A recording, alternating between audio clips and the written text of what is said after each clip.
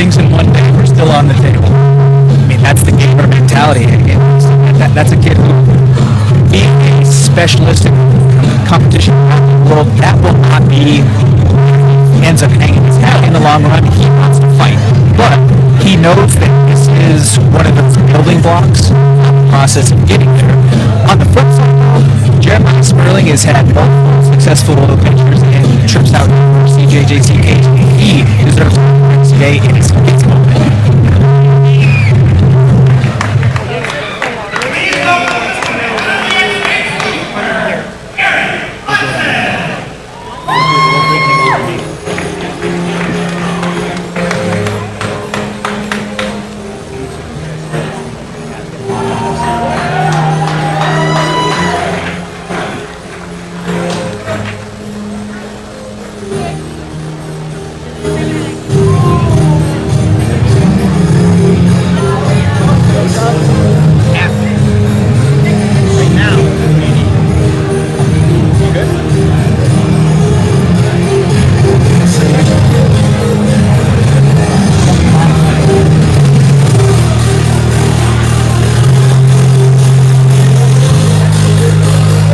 In this matchup, this is one that Lewis had circled for his match of the day. I think that this is a tremendous matchup on paper. You have two guys who have a lot of experience in combat sports, guys who come from respected camps out there. Trevor Thompson out of high altitude martial arts. He's taken on Garrett Munson out of black tie. Garrett Munson grapples like his hair is on fire. I mean, you want to talk about Raging Bull. If he doesn't have a nickname already, that should be his nickname, is Raging Bull. Yeah, you're going to see possibly collar tie, arm drag to double leg, or arm drag to single, convert to double leg, and then he may walk around with him on his shoulder and slam in the corner if he gets the opportunity.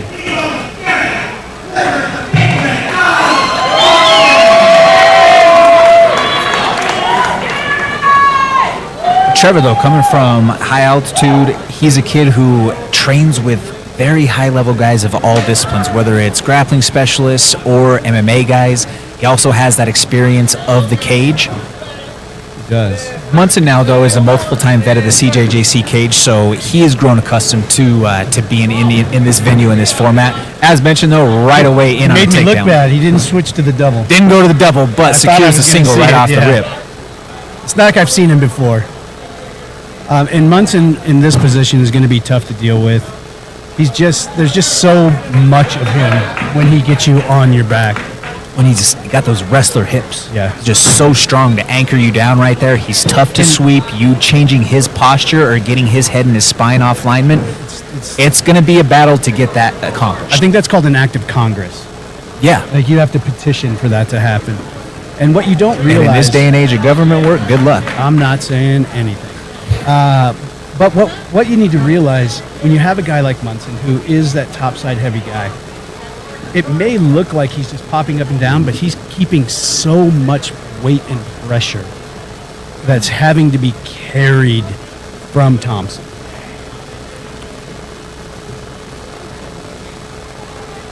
On the flip side, cage grab.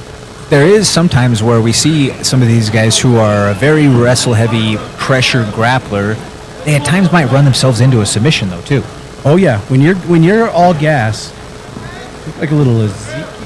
Looking like a little Ezekiel from the guard, Yeah. just to do enough to maybe create some action and open up the legs. Open up a door, see what he's got.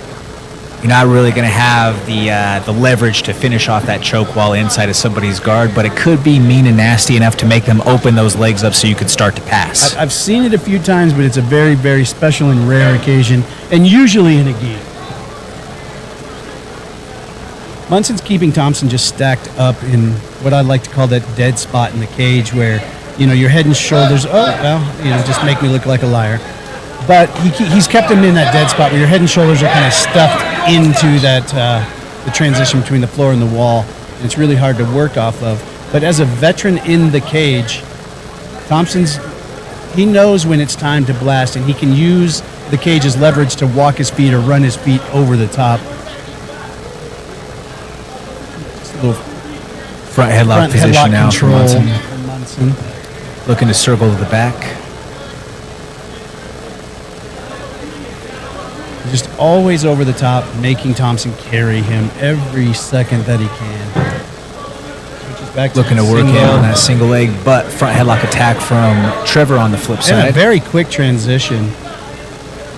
Something about that made Munson have to immediately stop his course of Yes. action and defend.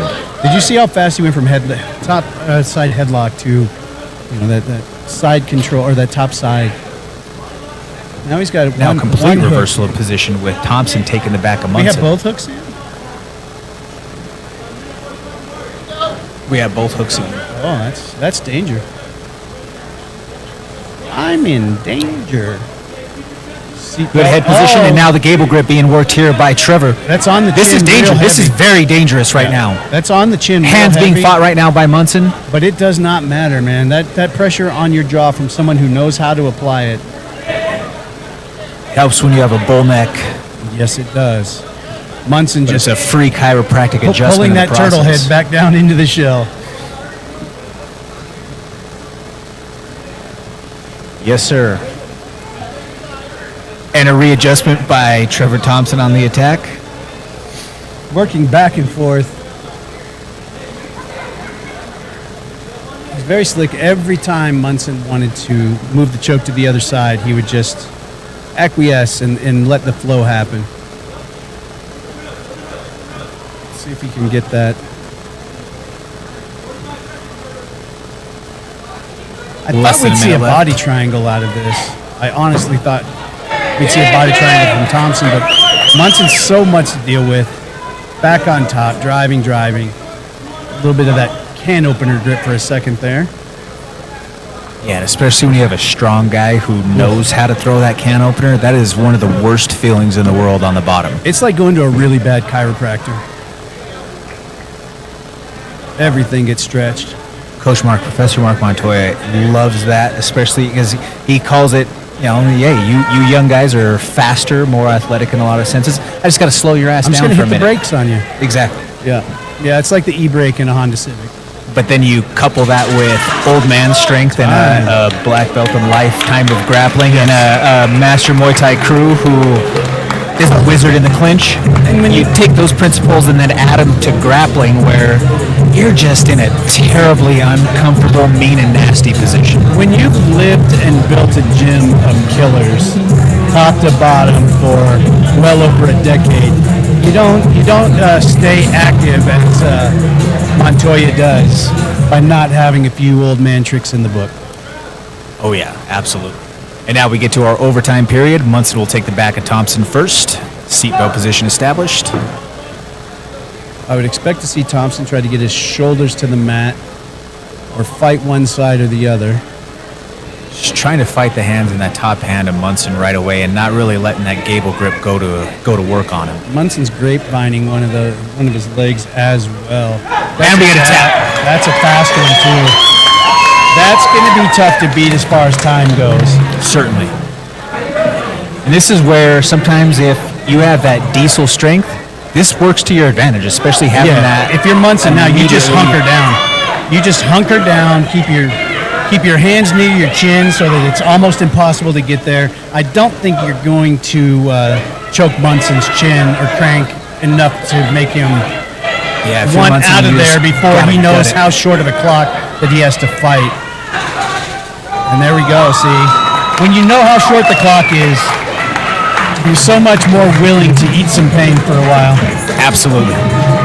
It's that whole thing of you hear that short time clacker hit and you're in that deep submission or you're in a bad spot. Yeah. Well, I can weather this for another few. I can do anything for 10 seconds. Whereas if you didn't know that it was there, sometimes you might find your way out. Right? If I'm thinking I still got 35, 40 seconds, and I'm starting to see Paisley's, I might find my way out of that. But if it's, I can gut it for 10, well, I'm going to chance it. Yep.